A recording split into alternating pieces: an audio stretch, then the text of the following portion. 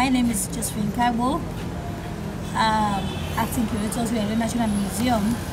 I would like to tell you about the rebel incursion in Sierra Leone, particularly in Freetown in Sierra Leone National Museum.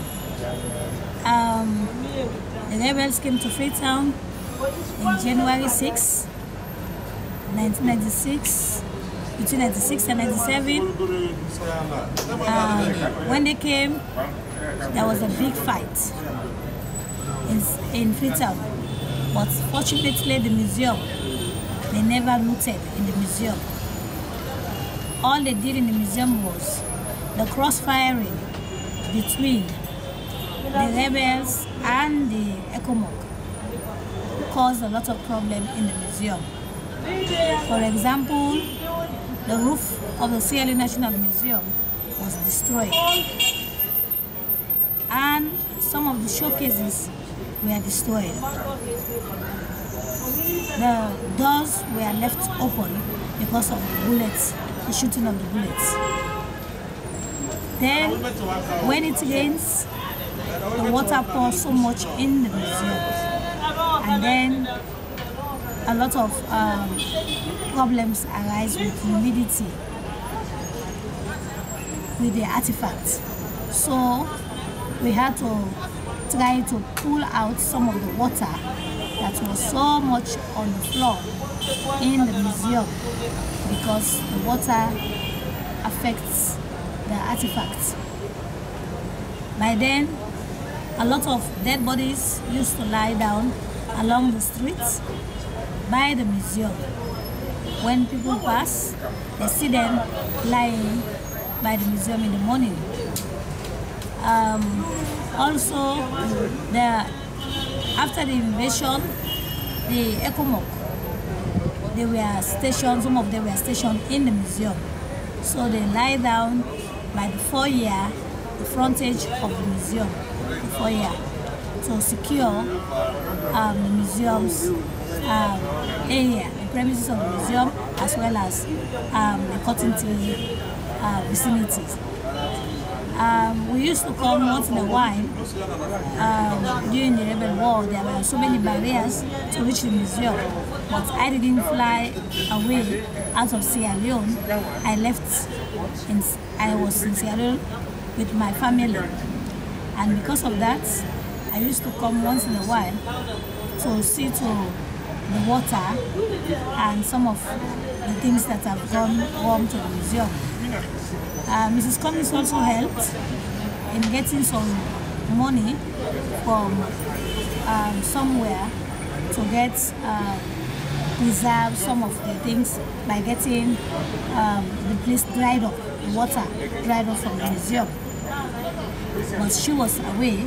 Afterwards, she went away. I continued to stay in Sierra Leone. I stayed, continuing to come. I was coming in and out to see the museum to work, and I was working with the rebels.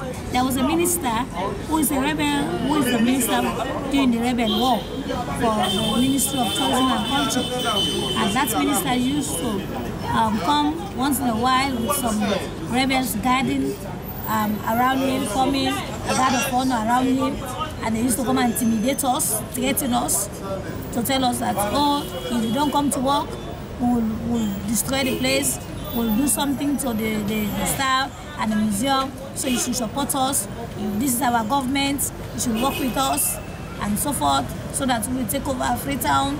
And so they used to intimidate us. But I never take into their intimidation, because I love the museum work, the museum profession.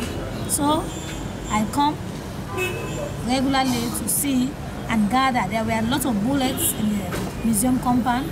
We gathered the bullet shells from the museum compound. We kept them so that at least we can show them to the other children or people who have not seen the shells or bullets. And we also found some of the soldiers there, or the rebels there, the rebels and soldiers, their clothing, some boots and shirts of rebel war and also the soldiers, the Komok. Those we keep for remembrance when we can show when we have the exhibition for showing conflicts. And so we try to get some money elsewhere when it was a little peaceful, calm, to get some money to try to restore some things that have gone bad in the museum. Like the roof was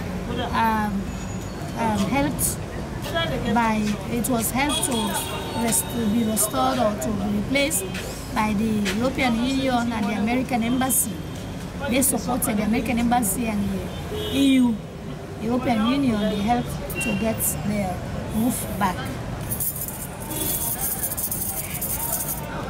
Fine, they helped to get the roof back. So we try to see that the museum come back to its normal shape little by little, so that people from the diaspora or people in Sierra Leone will come back and support to see that the museum will kick off.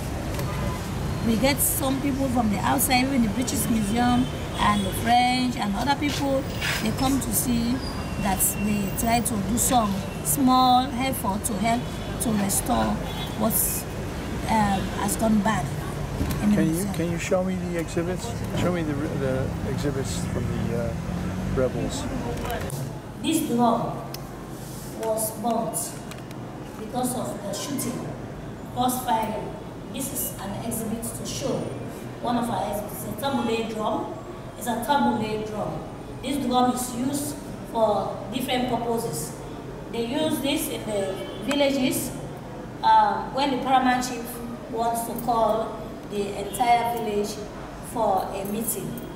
They also use a tabule drum for prayers when they want to call prayers in the mosques in the provinces and some other towns. So this was affected by the rebels when they have this cross-firing and the bullets came in the museum and it caught fire. So this is why it has been damaged like this. This case was also damaged, but it was replaced. This case was damaged. The bullets break the glass, and then we had to replace the glass as times go pass by. So we replaced the glass. And so we pray that it will never happen in Sierra Leone, particularly in Freetown, because this is the only national museum for the country. It's now that we are praying and planning to extend to the provincial towns so that we'll have branches. But the National Museum, we should all put our hands together, try to preserve it and bring it to a higher, modern, functioning museum for the future. This mask, face masks, they are Kamajo masks. And this mask is what these Kamajos, they are part of the militias, the fighters during the rebel war. These two masks, they are part of the fighters during the rebel war. We have different fighters during the rebel war. We have the Kamajos, we have the rebels, we have the Beti, the Timinis, and we have some others. But these Kamajo face masks, they were using them to put on their face so that people will not know exactly who are they or who they are. Then when they go to attack, fight rebels, and they were very powerful, that they believe with their costume they wear, even though if they shoot them with witch gun, it will not pierce in their body. So the Kamajos are some secret militias or fighters belonging to a secret society in the Mende culture, the Mende section. How did you get these masks? These masks were brought to the museum by people from the southern province, Mendes, who belong to the Kamajus.